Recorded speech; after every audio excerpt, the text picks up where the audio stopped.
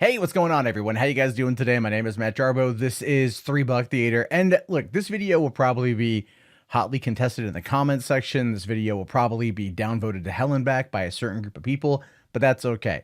I want to have this conversation. I want to make the proclamation that yes, this is a good time to be a Star Wars fan. The fall of 2019 is going to be a great time to be a Star Wars fan. A lot of us have felt relatively adrift for the past couple years. We're coming up on 2 years since The Last Jedi, a film that fundamentally broke the fandom, it broke the franchise, and it turned everyone against each other and ultimately against the creators because of how much of a mismanaged situation it was.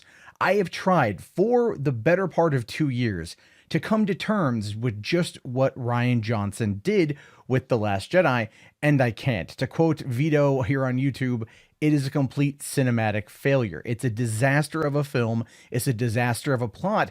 And where it left us for the middle film of a trilogy was completely antithetical to the previous two middle entries in the trilogy. With Attack of the Clones, we see that the Emperor now has full control over the clone army. We know exactly what's coming. We hear the Imperial March for the first time in the prequel trilogy. At the end of Empire Strikes Back, we find out that Vader is Luke's father. Luke loses his hand. Han is currently in frozen in carbonite on his way to Jabba the Hutt. The bad guys have won in both of those instances.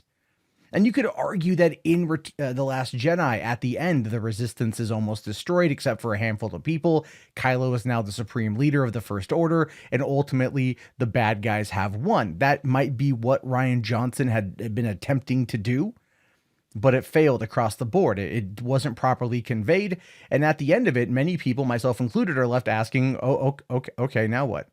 Not in a, oh my God, what's going to happen next sort of way, but really in like, well, can we just is there 2 more movies? Because there's no real cliffhanger here. There's no real setup for the end. There's now more unanswered questions than answered questions. And the questions that we have to ask are not really that interesting, nor do they feel like they're part of the grand mystery that was set up in the original film, this being The Force Awakens.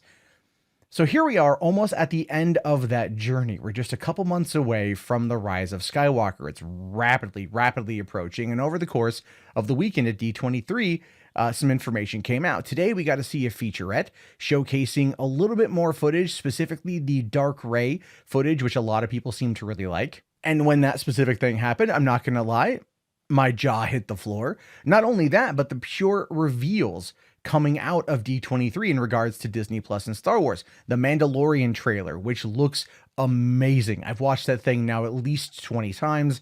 I can't wait to get it. The soundtrack doesn't necessarily feel like John Williams' Star Wars, but it feels really good. It's very much a spaghetti western. It's very much going to be encapsulating. And a lot of people who are even some of the biggest TLJ critics out there are looking at The Mandalorian and going like, yeah, that's pretty lit.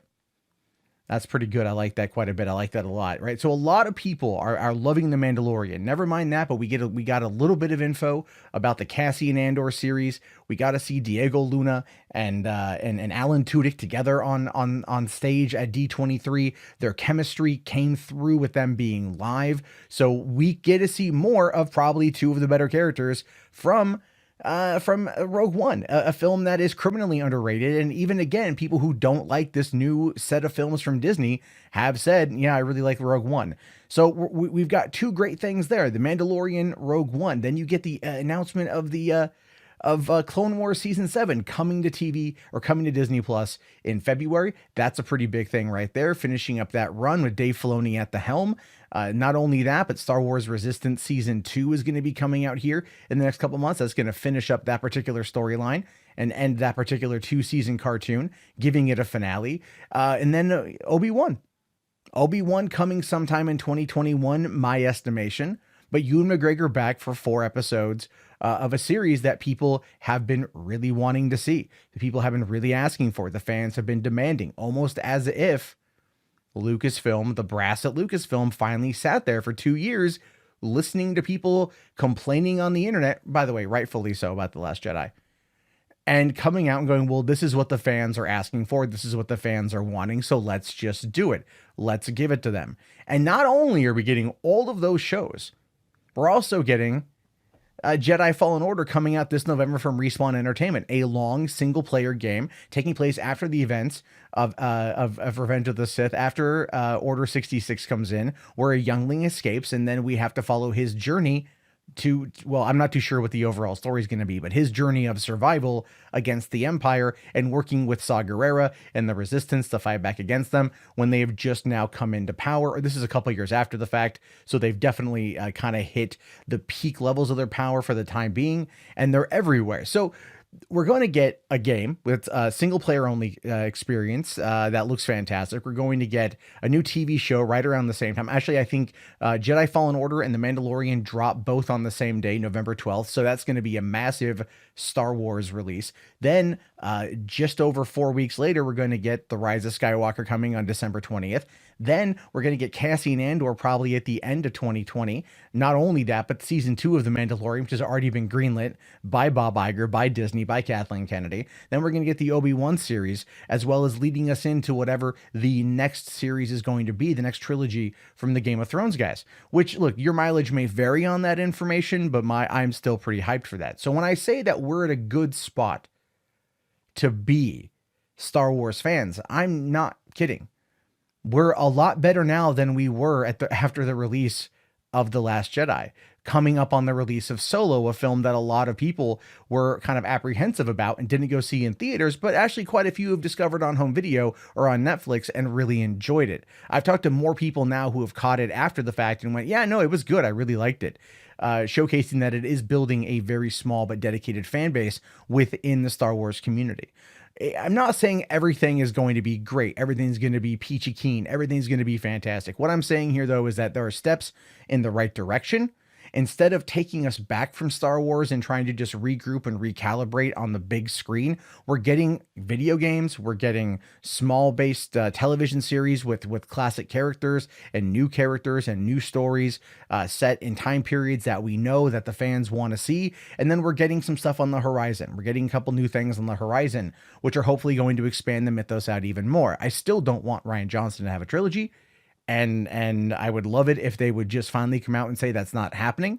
I'm hoping that will happen soon enough. But when it comes to being a Star Wars fan, especially a Star Wars fan who runs a YouTube channel that's been critical of previous Star Wars works, I am very hopeful for the future. I am very hopeful for where things are going to go with Star Wars now. And I think that ultimately, when we get into this, when we start really looking at everything, in the next few months, when we start seeing more from The Mandalorian and more from Jedi Fallen Order and another trailer from Star Wars The Rise of Skywalker, finishing out the Skywalker saga, that we're going to start realizing that we're kind of entering into this new, maybe golden age of Star Wars, at least, well, television-wise. Because as I said before, and I stand by that, and you may disagree with me, and that's fine, Disney Plus is going to save Star Wars because it's going to give the filmmakers the proper ability to tell a long-form story with characters that deserve a long-form story, right? Something as like The Last Jedi wouldn't really work in a television series because it would be a season-long car chase. But maybe, just maybe, we would get some more character development. We'd get some understanding of these characters. We'd actually give a crap about Holdo or Rose Tico or anything else. I mean, there's a lot there with this particular franchise that can grow. And I think that after the complaints of the fans and the failure of Solo, they maybe started to listen. They had no plan going into this trilogy. That is entirely true. But it looks like they have a plan now.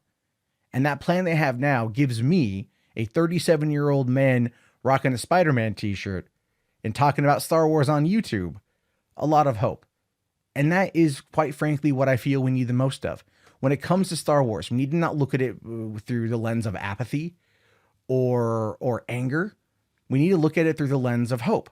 Hope that we're going to get more content that is suited for everybody, more content that is fun to discuss, fun to geek out over, to find our inner kid again. Because I think ultimately that's what a lot of people want. They want to find their inner kid. And that becomes harder to do the older you get. Now that a lot of Star Wars fans are in their 30s, 40s, 50s, 60s, whatever, and they've grown up with this, they want to go back home again. And you never really can. But that doesn't mean you can't find shards of that memory. Shards that give you that feeling of hope and entertainment and joy and optimism. And that's how I view Star Wars.